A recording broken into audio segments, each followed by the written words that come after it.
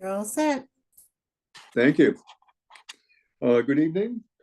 My name is Fred Chase, and the time is 7:06.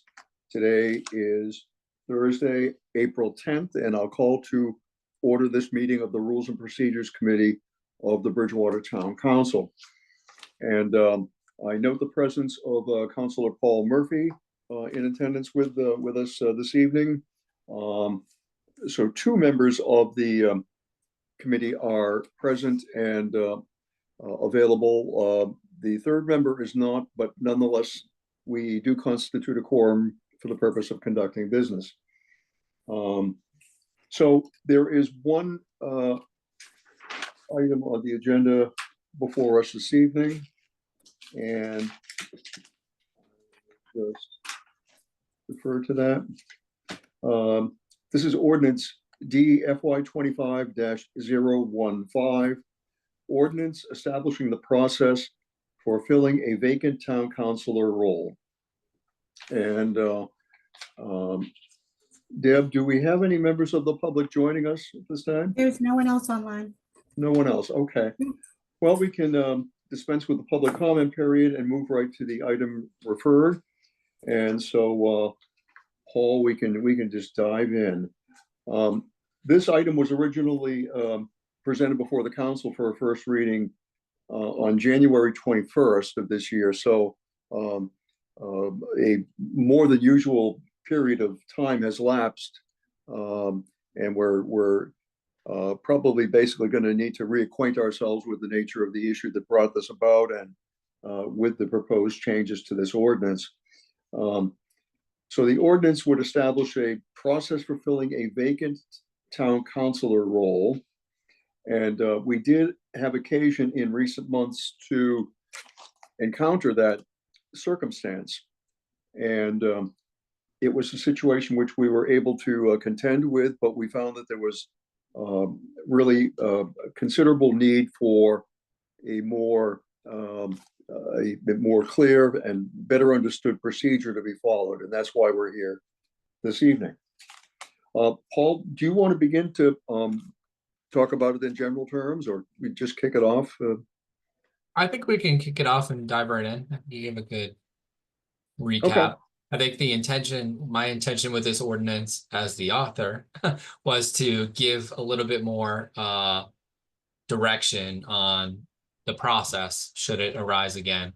Because although the charter and both the admin code address this, I felt as though there were still some questions about process itself. So hopefully this serves to clarify that process for the future. Yep, that's great. I certainly agree with you. It was just a little cumbersome for us because the process was not clear. And so that's what we're attempting to resolve now. Okay, I did note, Paul, that we might need to make a slight modification in the language. I'll just point this section out for the benefit of everyone, but the proposed ordinance begins with section 1, purpose. And as it stands, it reads, this ordinance supersedes ordinance number D-2013-001 and is intended to create a process when a vacancy is to be filled pursuant to Article 2, Section 2E-C of the Town of Bridgewater's Town Charter. And what I think in that particular sentence, I think that the reference to Town Charter actually needs to be amended to the Town of Bridgewater's Administrative Code.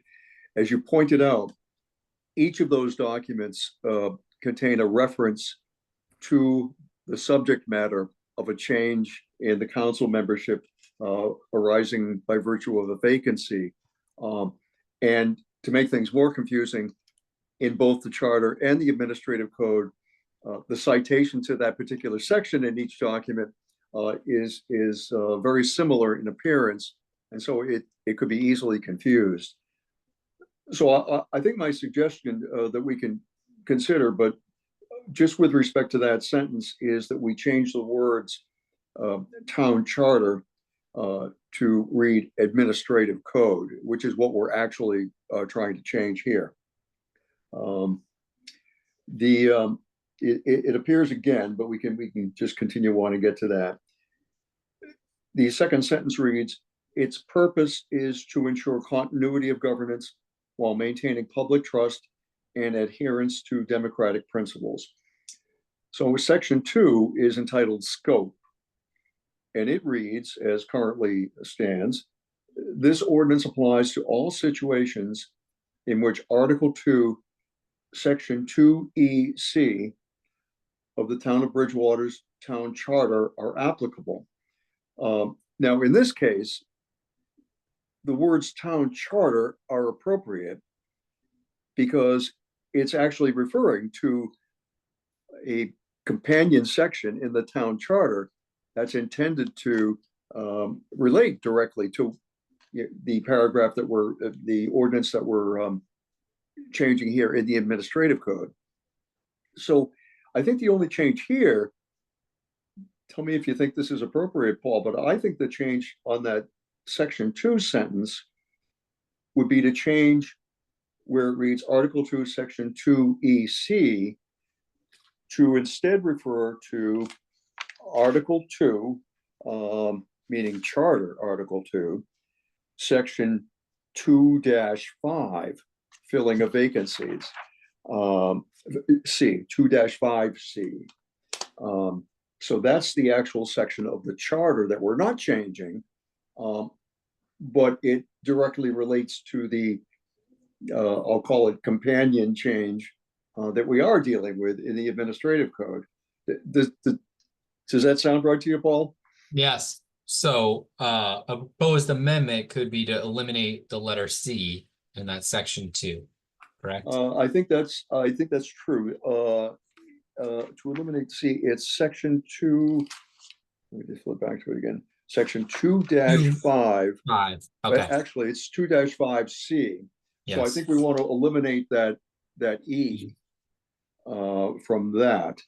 So it would just read in which Article 2, Section 2-5, and then C in parens of the Town of Bridgewater's Town Charter are applicable. And I think those two pretty simple sentences, but with those changes, I think it clarifies and eliminates confusion that we were talking about. Councilor Chase, now, so I can make the amendment for that. Maybe before we discuss the next question would be, Sure. Should we add a second sentence that adjusts it in the town admin code as well too, so that folks know the scope is both the charter and the admin code, should this be questioned in the future? Oh, well, sure. I'd want to eliminate any likely source of confusion we can. So you would consider adding additional language to section 2 as we're amending it? Okay. Do you have words in mind for to accomplish that? What you want to do is, well, I'm not really sure. What kind of linkage would you want to make between the two, between the code and the charter?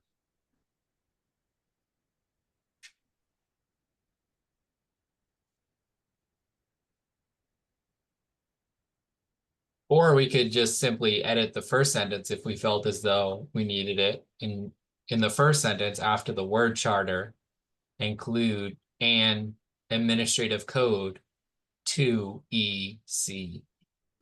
Okay. Maybe that's a that might be the better choice. So again, we're now back on section 1, right? And so the first sentence, I think let's take a look. Intended to create a process of full vacancy pursuant to Article 2, Section 2. Okay, so the first sentence we've agreed we're actually referring to the administrative code. So it's going to be Section 2EC of the Town of Bridgewater's administrative code. And here's where we would add what would you think? Just simply and? Excuse me, I would say we would make that amendment as you just spoke, but I would put the administrative code in section 2 for the scope. Sorry. I think it Okay. would be better suited in there for folks to understand that the scope is both addressing the charter and the admin code. Okay. So we're adding them to section 2. Yes, Okay. So section 2 right now refers to section 2EC of the town charter. But we've agreed, I think, that it really should be section 2-5C of the town charter.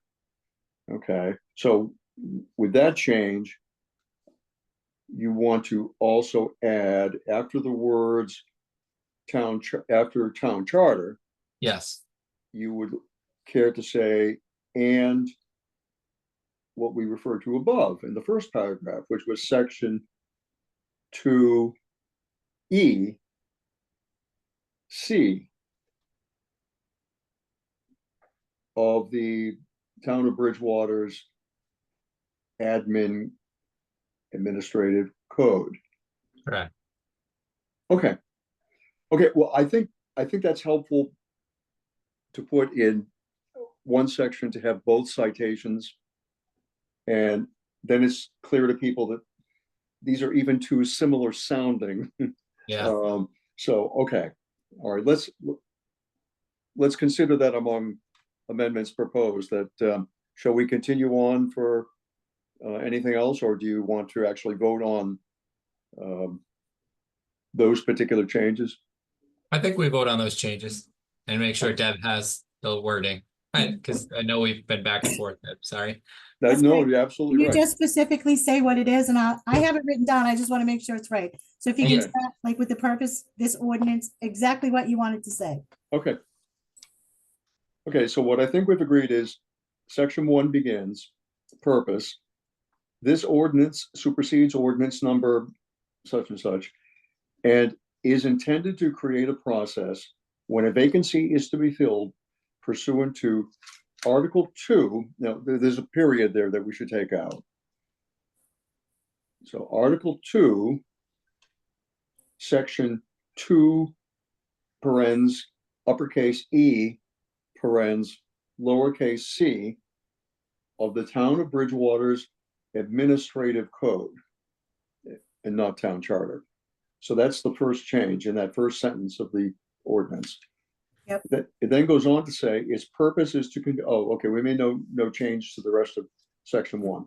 Section 2 would read, this ordinance applies to all situations in which Article 2, Section 2-5C of the town of Bridgewater's town charter town charter and section 2, now we go back to in parens uppercase E, lowercase parens lowercase c of the town of Bridgewater's administrative code. That's what I, Okay, good. All right. I think we've got it.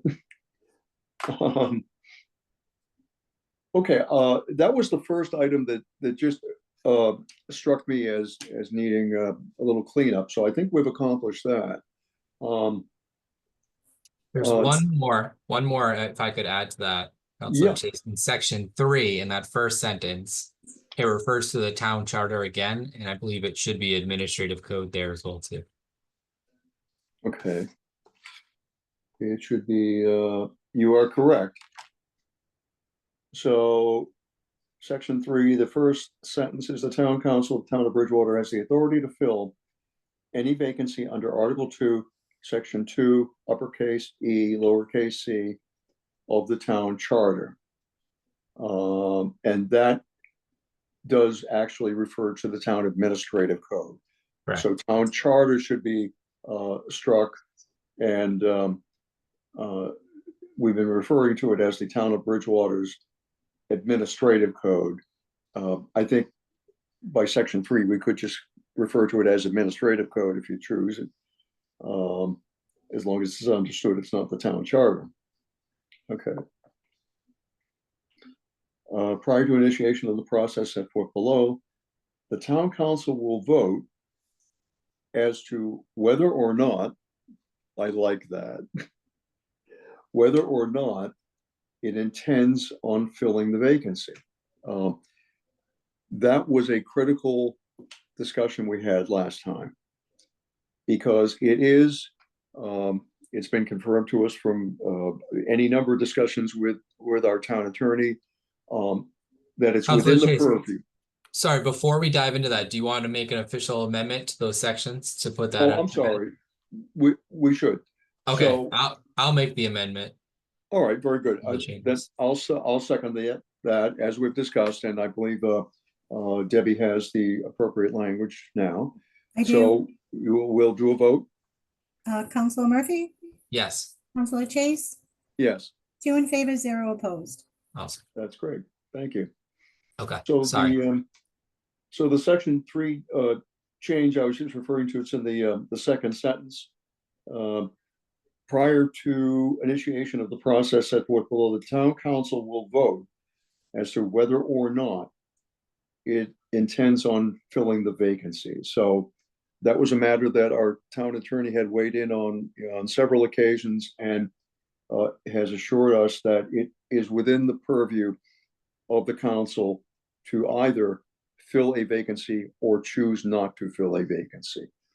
So I think that adequately expresses that option. To pass, the vote will require a majority vote of the remaining members of the town council. If the vote is not passed, the seat will remain vacant until the following scheduled town election, or if so decided by the town council, a special election. And I think that's really what we've agreed to in the past on this particular point. Section 4, notice of vacancy. Should the town council vote to fill the vacancy pursuant to Article 2, Section 2E(c), the town council clerk shall post a public notice of the vacancy on the town's official website and at all public posting locations, including details about the application process and deadline. Does that seem still to you to be appropriate? Yes. Think so. Okay, I don't have any particular problem with that, so that's fine. Section 5, appointment process, eligibility criteria.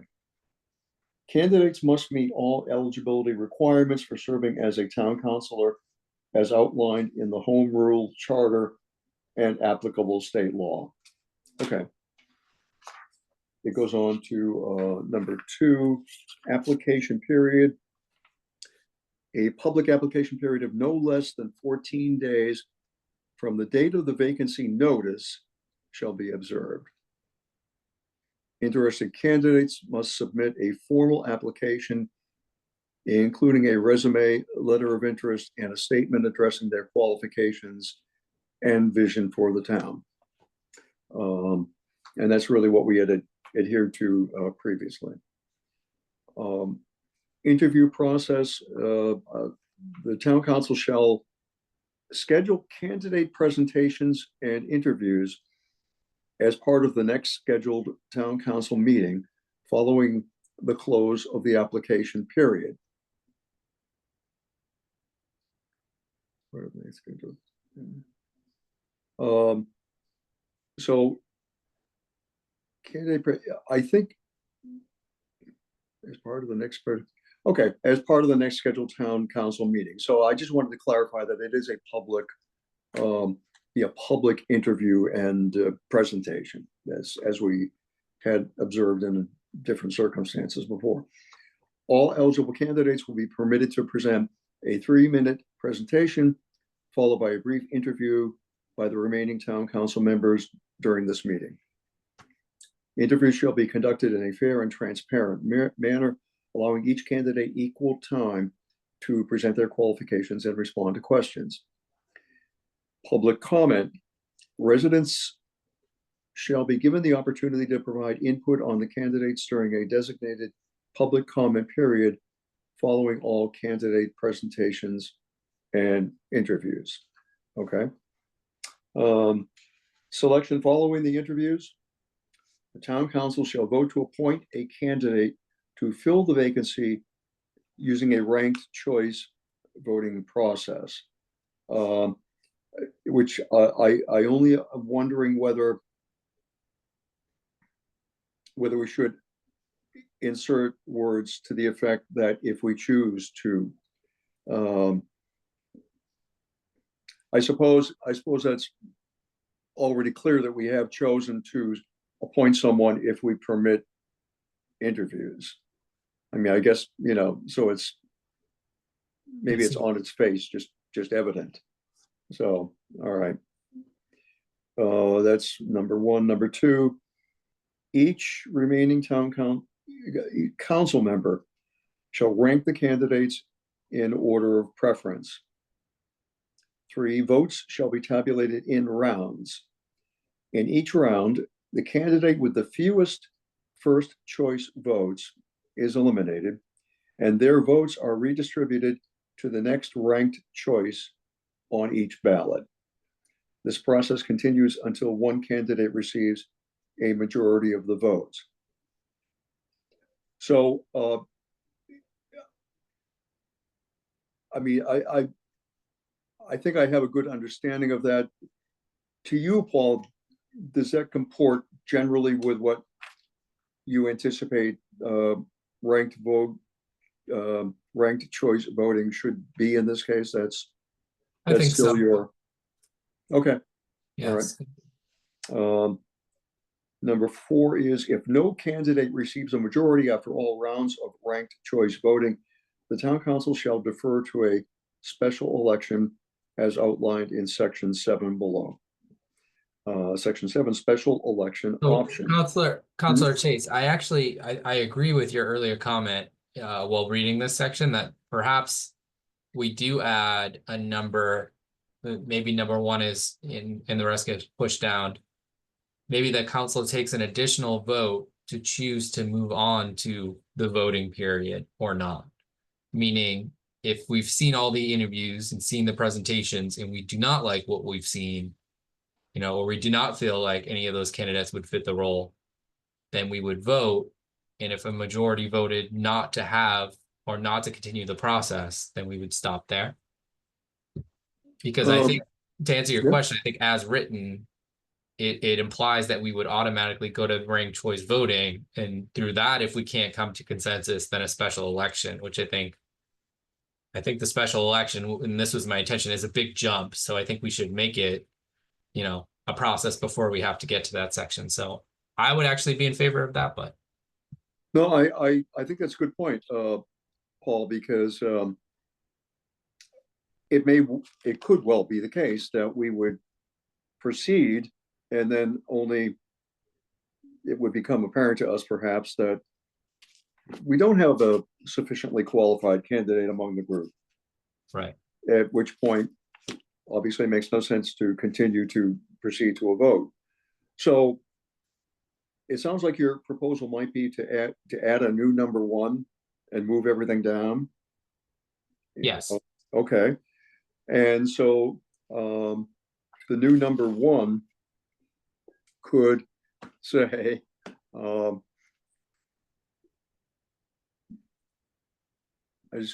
trying to think of how we should frame this. We could start off by saying following public comment, because we left off the last section with public comment. Yes. So we could say following public comment. I guess the council should. I'm just trying to think this through. The council could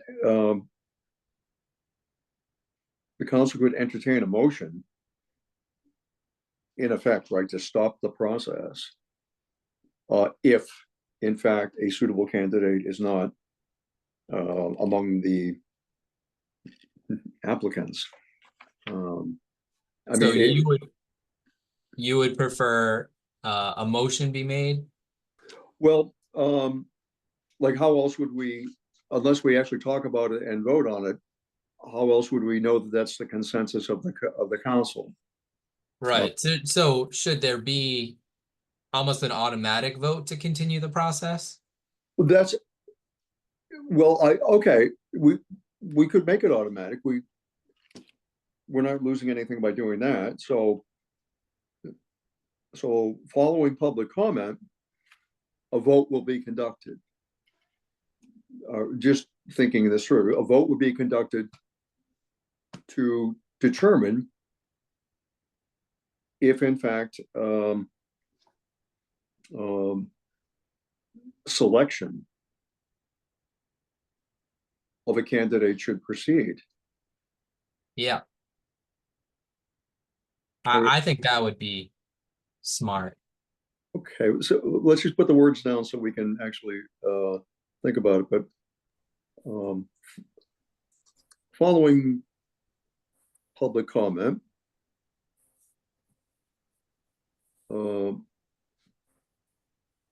a vote will be conducted. I would word it, if I may. Yeah, I would say before initiating the ranked choice voting process, before initiating the ranked choice voting process, that's what I wrote out quickly. The town council shall hold a vote to confirm whether to proceed with the appointment process following the candidate presentations, period. okay, hold that thought. Okay, so before, what do we say, before proceeding Initiating. We can change it, but before initiating the ranked choice voting process. before initiating the ranked choice voting process. Yeah. A vote will be conducted, I said before initiating the ranked choice voting process, the town council shall hold a vote to confirm whether to proceed with the appointment process following candidate presentations. okay.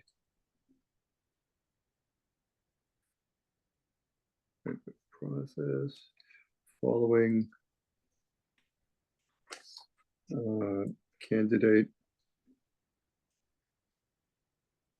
presentations. Oh, I'm sorry, it should say following public comment, because that was the last Okay, piece Following. in section 5. Yes.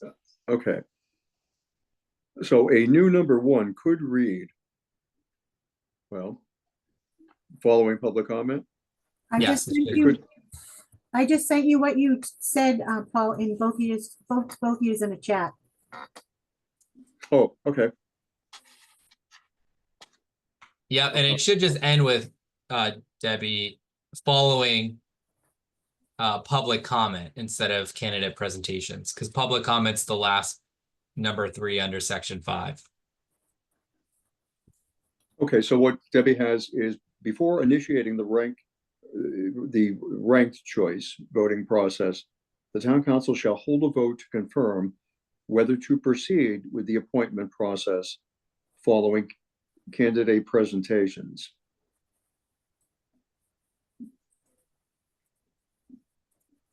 So that's it. We're changing candidate presentations to public comment. Yes. And I see she has that now. Just changed Okay, it. Perfect. That's what Okay, I would. public. Okay, That No, also I- would incorporate the public comment before we decide to vote on moving it forward too, which I think is important. no, I think that makes perfect sense. Okay, all right, I like that.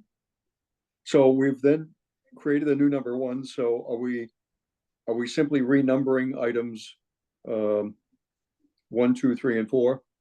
I think so. I think Okay. that would make sense. So we'll just renumber those, so we'll have a total of 5 paragraphs under that section 6.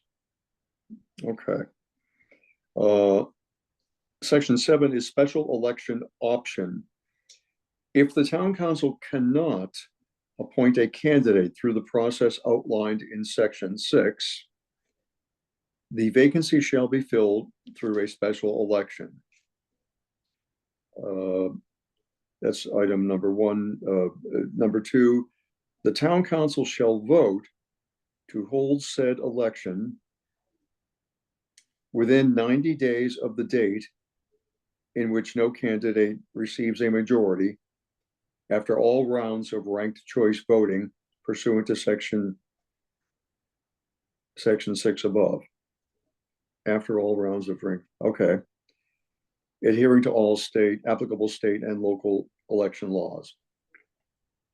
Okay.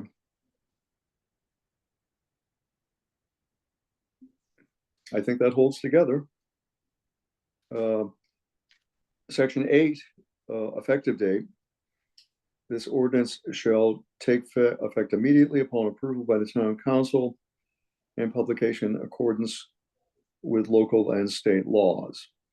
Okay, which, because it is an admin code amendment, we can do that as opposed to a charter change, right? Section 9, severability. If any provision of this ordinance is found to be invalid or unenforceable, the remaining provisions shall remain in full force and effect. So they survive, and that's good. Committee refer. Oh, okay, and that's it. So there really wasn't, I don't think, a lot that we needed to change. I think we clarified a couple of points that are important to do. Are you feeling generally comfortable then with what we have? I do. I think, well, I appreciate the fact that you went through things very thoroughly months ago and came up with a good document for us to just finally tinker with this evening. I was afraid it would be potentially a much lengthier discussion, but I don't believe that there's the need for that. And so that's a good thing. So any other comments or points by you, Paul? I don't think so, no.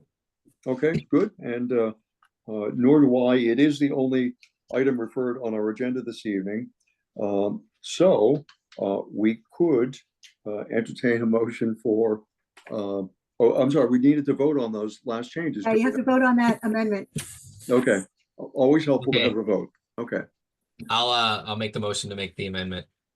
and I'll second that. Counselor Murphy, Yes. Counselor Chase, Yes, 2 in favor, 0 opposed. thank you. And if there's nothing further for us to discuss relative to the proposed legislation, I would entertain a motion for adjournment. You have to vote to recommend it. Oh, thank you. I'm so glad you're here tonight, Deb. You're gonna miss me next week, aren't you? Okay, we do need a motion to recommend this for council adoption. I'll make the motion. All right, thank you, and I will second that motion. Counselor Murphy, Yes. Counselor Chase, Yes. 2 in favor, 0 opposed. I'll Yeah. make the motion to adjourn. Excellent, excellent. And I'll second that motion. Counselor Chase, Thank you, yes. Counselor Murphy. Yes. Meeting, 2 in favor, 0 opposed. That's great. Thank you both. I think it was a productive use of our time. I'm glad we were able to finally move this along and Yep. bring it back to the council. Yep. So Thank you. have a great evening. You too, Thank thank you. you. You too.